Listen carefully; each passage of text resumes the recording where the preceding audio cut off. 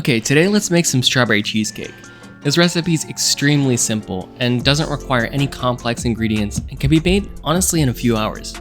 Now this cheesecake actually started as a completely different recipe. I was trying to make strawberry pretzel salad, but that ended up not working out. I ended up discovering this pretty awesome strawberry cheesecake. The end result of what I got was absolutely delicious, so I'm gonna show you how to make that. Alright, so first let's start with the base. Now, the base normally in cheesecake is typically made from graham cracker, but in this case, we're gonna be making from pretzel. Now let me tell you, if you haven't had a pretzel base for a cheesecake, you're really missing out. This is definitely something to try. So let's go ahead and get started by actually making our pretzels. I have about 2 cups of just normal store-bought pretzels here, and I'm just gonna stuff those 2 cups of pretzels into a Ziploc bag.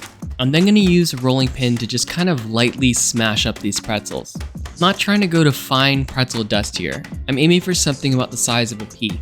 In the process, this will create pretzel dust, but that's actually gonna act like a little bit of a paste that's gonna kind of help hold everything together. It's gonna take a few minutes to just kind of smash everything up ever so slightly. And in the end, you'll have something that kind of looks like this. Once we have these pretzel pieces, we can move on to what's gonna hold it together, which is a mixture of butter and some other stuff. Now, if you have a microwave, melting the butter should be relatively easy. However, in Flavor Lab right now, that microwave is tied up with a different experiment. Right now, I'm just gonna melt this over a hot plate in a little pot. Once the butter completely melts, I'm gonna add in about a tablespoon of sugar, which isn't too much. It's gonna add just the right amount of sweetness to this pretzel butter mixture. Once the butter and sugar are kind of mixed together, I'm just gonna put the pretzels in a bowl, and I'm gonna pour that butter sugar mixture over it, giving it a really good mix to make sure that all of the pretzels are covered in the butter sugar mixture. Let me tell you, as simple as this is, this hot sugared butter pretzel is a really amazing thing. So definitely, I don't blame you if you wanna try a little bit of this. Once we have the hot buttered sugar pretzel mixture, it's time to actually put this into the base of our cheesecake pan.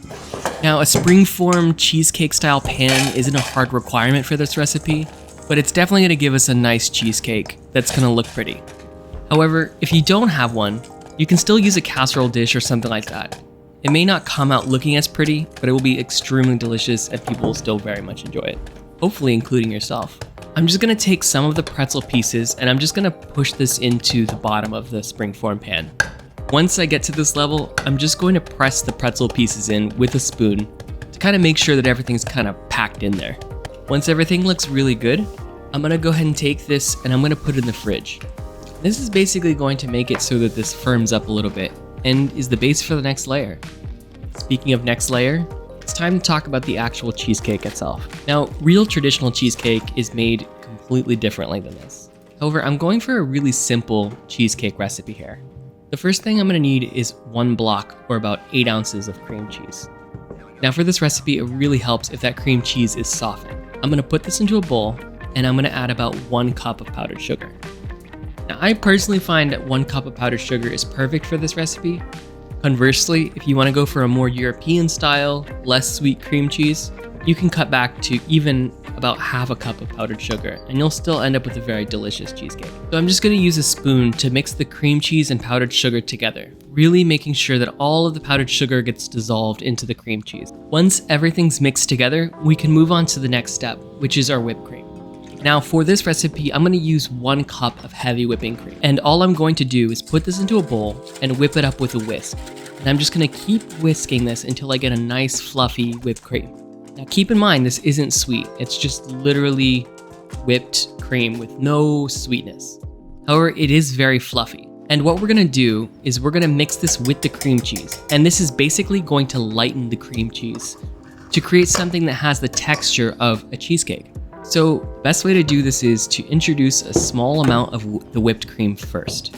And then using a spoon or spatula, we're gonna try to mix the cream cheese over and around the whipped cream. It's kind of hard to describe, but when you actually try this and keep this in mind when you're actually mixing it, it makes a little bit more sense. Now, if we were to just dump in the whipped cream and mix this with our cream cheese, all of the air bubbles that are currently trapped in the whipped cream would get dissolved and basically result in just kind of a more dense cake. It's not what we're going for here. Once the whipped cream that we've added kind of seems incorporated with the cream cheese, we can go ahead and add the rest of the whipped cream. We're gonna try to lightly fold in this airy whipped cream into our dense cream cheese and kind of preserve the bubbles that are currently trapped inside of the whipped cream.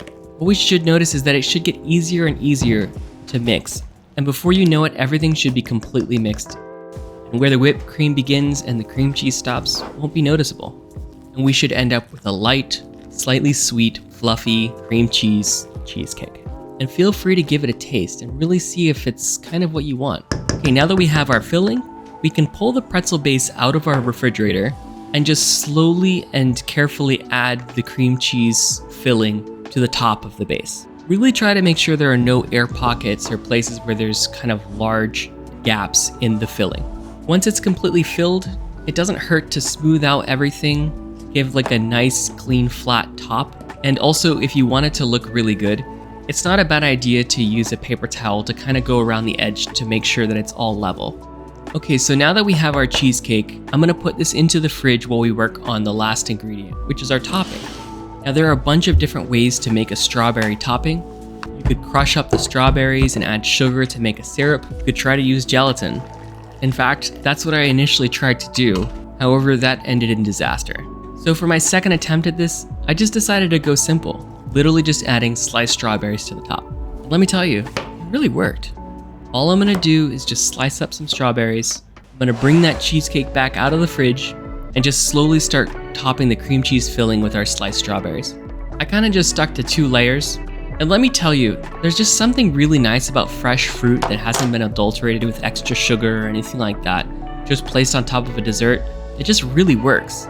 Especially strawberries, they just really have such a great flavor. Once I've topped my strawberry cheesecake with my strawberries, it's just a matter of covering this and placing it into the fridge until it's ready. Now, as I mentioned at the beginning of this, we really don't need to let this refrigerate for too long. If you're really in a pinch, you could serve this as it is right now, meaning you could go from no cheesecake to cheesecake in about 30 minutes. However, it really does help to have it refrigerate for at least an hour or so. Before I say goodbye, I just want to say, if you're interested in content like this, please consider checking out my book. It should be coming out soon, or if you're watching this a little bit later, it may have already come out. It's all about drinks and drink recipes. I'll have a link for it down in the description down below. I let mine sit overnight, and I came back to it the next day, and I just unlocked it from the springform pan and look at it. I mean, at least to me, this looks really good, and I'm pretty happy with it. You can see how delicious this looks. And let me tell you, it tastes just as delicious as it looks. All right, well, that's it for this week, and I'll see you guys again soon. All right, bye.